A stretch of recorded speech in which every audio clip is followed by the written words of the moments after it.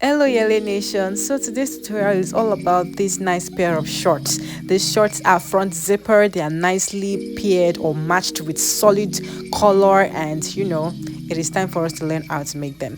So first of all, I had an inspiration and I made this drawing of this pair of shorts, and I know my drawing is not that great, but at least it is something. And then I put the color where I want the Ankara print to be, and I did not color the part where I wanted to be solid. So now that I have my pattern or my drawing, I'm using the measurements: waist 27, hips 40, and the short length is 20. Now let us make the pattern that goes with this fine, beautiful drawing that I made. So I'm going to first of all draw a reference line right here. So that is my reference line for the side seams. So after that, I'm going to go back to the measurements and I'm going to measure my hips measurement divided by 4. So the hips was 40 divided by 4 is 10, and that's what I measured, and I'm going to draw a straight line all the way down as the reference for my hip circumference line. And on that line, I'm going to go down by 10 inches because waist to hip that I'm working with is between 9 and 10 inches. So I think I used 9 inches. So it depends on the measurement from your waist to your hip. It could be 9, it could be 10, it could even be shorter than that. It depends on your height, and you can measure it yourself. You can measure the distance from your waist to your hip. Now mine is 9 inches, so I'm just going to mark 9 inches right there. And then the next thing is I'm going to mark my crotch depth. Now to know the crotch depth, if you watch all my videos, you know that it is your hip measurement divided by 4, and then you measure that from the top. And because it's an high waist pant I'm making, I added 2 inches, so I measured 11 inches for my crotch depth. Now I already marked that line as crotch, and then I'm going to go all the way down and mark the bottom of my pattern paper as my thigh line. So the upper part is waist, then I have my hip, my crotch, and then my thigh as the lowest part of my pattern. So the next thing is on my waistline, I'm going to go back to my measurements. I'm going to divide my waist by 4, and then I'm going to mark that 27 divided by 4 is about 6.75. I mark 6.75, and then I'm going to add that to it because it is a front zipper flyer, so I'm going to use that. Normally on my pants or shorts videos I don't add that to the front, but for this one we have to add that. So I added 1 inch, and that made it 7.75, and now I'm going to join that mark at the top, my hip to my waistline, like so, with my nice hip curve line. And then after doing that, I'm then going to mark the point where I want my dart to be. I just marked 4 inches from the middle, from the reference line. That's 4 inches from that reference line, and then I'm going to just draw it all the way up. You don't have to necessarily take 4 inches. It could be like the middle of it if you want. It depends on you.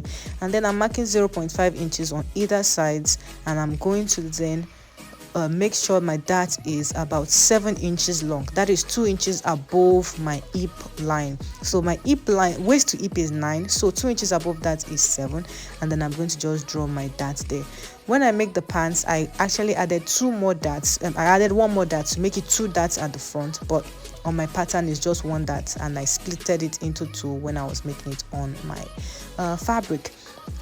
Anyway, so the next thing now is to measure out my crotch extension. So for my crotch extension, I just measured my thigh, my upper thigh, that is the thigh immediately on your crotch line. Like if you check the crotch line, the thigh part adjacent to your crotch line, that is where I measured, and it was 13. And then I just drew a curve to join the hip line like you saw me do, and then I'm just going to draw a straight line down because this is a flare short. It's not a tight short, it's going to be flare at the bottom. So because I want it to be flare at the bottom, I'm going to add extra 1.5 inches to both sides like you are seeing me do. If my words are not explaining it very well, I hope the video is explaining it very well to you. So I added extra 1.5 on either side of the bottom of my pattern. I added 1.5 there as well, and then from my hip line I'm going to then draw it so it flares out a little bit at the bottom. Now the thing with the flare is that we want to make sure that it is the same length as the regular straight line. So when I measured my straight line, it was 11 inches. My straight line from hip to bottom was 11, and I made sure that it was the same measurement as my slanted outline. I'm doing that on the other side as well, and then I just make sure that the slanted outline and the straight line, they're exactly the same measurements, because you don't want the bottom of your pants to look funny. So after that, I'm then going to cut out my band, the waistband. Since I measured it from the upper waist, then I have to cut out my band now, so I don't get confused later on. So I'm just going to cut out my band from my overall pattern. I used 1.5 inches for the band. I measured it from the top like you saw me do, and then that is my band right there. I'm going to cut that out and draw it on a separate fabric when it is time for me to cut out my pattern. Now to the fly zipper area, I'm going to come out by 1.5 inches at the lower part of my band, not at the upper part, because the fly zipper is not going to get to the band. It's going to stop right it's going to start right below the band. So it's either you measure it before the hip line and draw your curve like you are seeing me do right now, or you put it directly on your hip line. So it depends on how long your zipper is, number one, and also it depends on how long you want the fly zipper to be. Now you can do it this way, or you can actually extend the zipper curve to your hip line like you are going to see. I'm going to show you right now. You can extend it all the way down here if you want. I think I prefer the second one to the first one. So that is how you make your fly zipper or front zipper pattern. Then after doing this, I'm going to cut out my pattern piece, because I'm going to need to use this front pattern to cut out my back pattern. So I placed it on a new paper like you are seeing me do, because I want to cut out my back pattern. Now for my back pattern, the difference between the front and the back is that, first of all, the back does not have the zip flyer extension. Second of all, the back is going to be 1 inch or 1.5 inches higher than the back, and it's going to slant down like you are seeing me do. And then I'm going to then extend everything at the top by 2 inches or 1.75 to 2 inches, depends on what you want. I'm going to extend the crotch line by that, and the crotch itself I'm going to extend by 3.5 inches. Everywhere else I'm going to extend by 1.75 to 2 inches. And then I'm going to draw my straight line, discard that middle curve. I'm just going to draw it as a straight line, because I don't like the way it was curving, and it's going to be a flare shorts anyway, so I want everything to be flare at the bottom. So all my extensions have been drawn out, and then I'm going to extend the dart as well, because there's also going to be dart at the back. At the back also, I created 2 darts when I created my shorts pattern. So at this junction, I'm tracing everything out like this.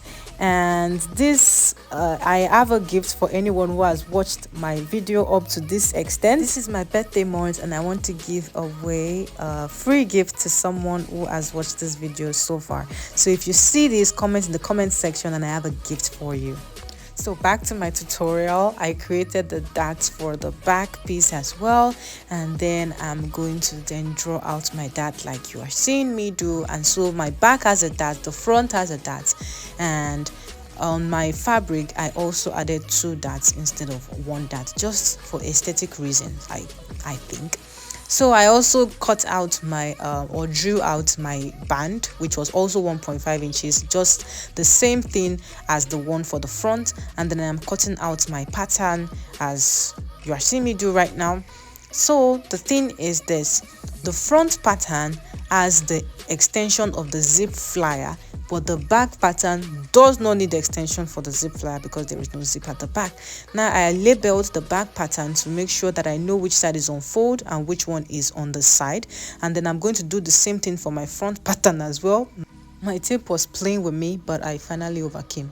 So I'm going to then write the zip. Z was representing zipper and S was representing the side on the band for the front as well. And now I can cut out the band for the back first. This is the band for the back that I'm cutting out, and then I'm closing the darts at the for the back because there is no need for darts on the band. And I'm going to do the same thing for the front pattern as well, and I eradicated the darts for both the front and the back, and so I have my bands pattern for both of them right now. So now that I have my pattern pieces, remember the beautiful drawing that I made in the beginning. Remember, I wanted that curve to be there. So now I want to create the pattern for the curve. I have to create the pattern for the curve for both the right side of the shorts and both the left side of the shorts. And now let us get down to business. So I took my curve ruler, and then I'm just going to try to draw the curve as I can emulate the part my drawing as much as I possibly can. And this is the curve that I created, and that curve part is going to be what is going to represent the Ankara part. And then I'm also drawing the other curve part as you are seeing me draw right now. I want my curve to look a particular way, and then I cut it from my pattern, and then I take my Ankara piece, place it on it, add my seam allowance all around the pattern with 0.5 inches on the curved area, 1.5 at the bottom, and 1 inch at the top. So, and at the side I added 1 inch for seam allowance. So the seam allowance 1 inch, the curve allowance or the sewing allowance I added 0.5 only to the curve part, and everywhere else I added 1.5 inches to the bottom. And then I'm cutting out my pattern piece as you are seeing me do. So that is the first pattern piece, the curve part. Look at it right there, it looks good. And then I'm also then going to cut out the other part of my pattern. Look at it, I make sure that I place everything correctly together to make sure that you make no mistake while you are cutting it. So I put my the remaining part of the pattern on the clear or on the solid fabric. I added 0.5 inches allowance all around it, and added 1.5 inches allowance only to the bottom, but everywhere else had just 0.5 inches seam allowance because it did not have the side seams. But for the first pattern I added 1 inch to the side seam, but this one doesn't have side seam. So this is what we have so far, and that is for the clear part.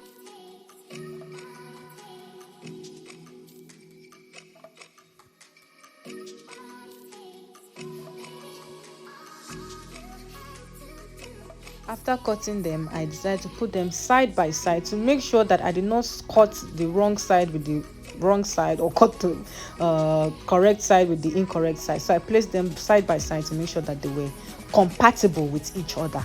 You know, that I did not sew the back to the front or the front to the back, or cut. Just make sure that you are careful while you are cutting to make sure that it is correctly placed. So the next thing is that I put back my pattern pieces back together again to make this solid pattern piece, and then I'm going to cut out the second curve or the next curve. You see the curve for the part that has the zip flyer. So now that I have this, I'm then going to take my Ankara piece and then place it, and I place them next to each other so that I will make sure that I'm not cutting out the wrong side when I'm supposed to cut out the right side. You know, like the front and back of the Ankara, it is very difficult to know it sometimes. So that's why I place them next to each other like that, to make sure that I'm not cutting out the wrong thing. So now after cutting out this one piece, you see that I placed them right next to each other to make sure that I cut out the correct things. And that the line that I'm drawing is for my zip flyer. If you have not watched the video of my zipper flyer, please watch it. I made it last week and I don't want to repeat it again this week because I don't want my video to be too long. That's why I made the video of it last week, so you can watch how I added zip to the front of the flyer. So if you haven't watched that video, please, it won't take you it was just a 7-minute long video, so you know how I added the zip to the front. So now after I finished cutting out all my pattern pieces, you see the way they look nice. I sewed them together and they look so very beautiful, nice replicas of themselves. So I cut out my back pattern as well, and at this point I have added the darts to the back. You can see the darts at the back. look at the dots. I added the 2 dots to the back just for aesthetic reasons, to make it look pretty. And the front, I also added 2 dots at that side. You see that I think it looks pretty. It gives it a sophisticated look, sort of. So that's why I added 2 dots instead of just 1 dot. And I already added my zipper flyer at this point. So make sure you watch the video of how I added the zipper flyer. I made it last week. Make sure you go back and watch it. Now, after doing that, I'm then going to sew the crotch for the back and then sew the side seams for the front and back together. Now I have this, I have sewed the side together, I have sewed the crotch together. Now what is left is to sew the bottom of my pants together, or of my shorts I mean together. So I'm going to turn them right side to right side, pin the crotch bottom together, and then sew that leg part. And after sewing that part, the next thing will be then to sew in my bottom seams. Now I have sewn that, like I was saying, the next thing will be to sew the hemming of my shorts. So I'm going to roll the bottom with 0.5 inches at first and then 1 inch to make a nice hem at the bottom of the shorts. And now the shorts are almost ready. The next stage after doing all of that is to add my band, and then I can cut this over long zipper that I added to the shorts. I'm going to explain all of that in my previous video that you're going to watch. Please make sure you watch it. So I have my bands now, and then I'm going to cut out my bands with my fabric, and that is why I labeled all the bands, to make sure that the side that is supposed to be on fold is where I'm putting on fold, and the side that is not supposed to be on fold, I wouldn't put that side on fold. Now I'm going to take my fabric, and you see that I'm going to fold it into 2 because we are making a fabric and like we are lining it with each other. So I'm folding it into 2 like this because we need a fabric to line itself. Like we need the waistband to line itself with the same fabric. I hope you get what I mean. So I'm folding my fabric into 4. The front of it is my zipper side, and then I'm just going to draw out my in my pattern piece. I'm going to add 0.5 seam allowance to the bottom part because that's where I'm going to sew to my trouser. And this is what we have so far. I'm now cutting out the back pattern. The side that is on fold, the side that I labeled LF, should be on the folded part of my pattern. And now I have cut out all my fabrics together, and I'm going to join each and every one of them side by side. By the time I finished, this band was longer than I expected. I might have made a mistake or added too much allowance or something like that. So I had to like remove all the excess one way or the other, and I'm still even going to remove excesses when I am sewing. As long as the joining on the band matches the joining on the shorts, I think you are good. So every excess can be removed along the way, but I wanted to make sure that the joining for the side of the waistband matches the joining of the side of my pants or of my shorts. And now at this point I am sewing both of them together. As you're seeing me do, I'm first of all sewing it right side to right side, just one end of the band. And now at this point I can cut out my overlong zipper, and then after sewing that, I started from the middle and sewed to the one side, and I'm starting from the middle and sewing to the other side to make sure that both of them are equally distributed and one side doesn't have much more band than the other. And on this other hand, I'm cutting out the zipper as well. So at this point I'm going to fold it like this, like you're seeing me do, and sew all the way. Now before I do that, I'm going to take it to the ironing board. I'm going to make sure I iron it and I pin it. Look, I've ironed and pinned on the inside of my trouser. Now to make it neat, I'm going to turn it to the other side. Look at the way where I turned it to, not the part that I put pin, but the other side, and then I'm going to sew. That is why I ironed and put pin on the inside first before sewing the trouser. Look at the inside as the pin and the ironing, so I'm going to sew it on the right side because that way my fabric doesn't get how do I put it, there's no excess fabric by the time I finish sewing. There's usually no excess fabric when I do it this way or with this style. So this is a nice way to put your band, and at the same time you are sewing on the right side. You are seeing what you are sewing and you know that it's going to look good by the time you finish.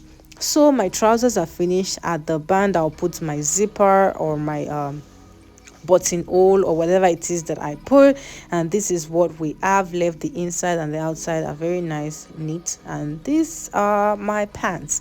So if you enjoyed this video, please don't forget to give it a thumbs up, like it, share, and please subscribe to my channel. Till next week, bye.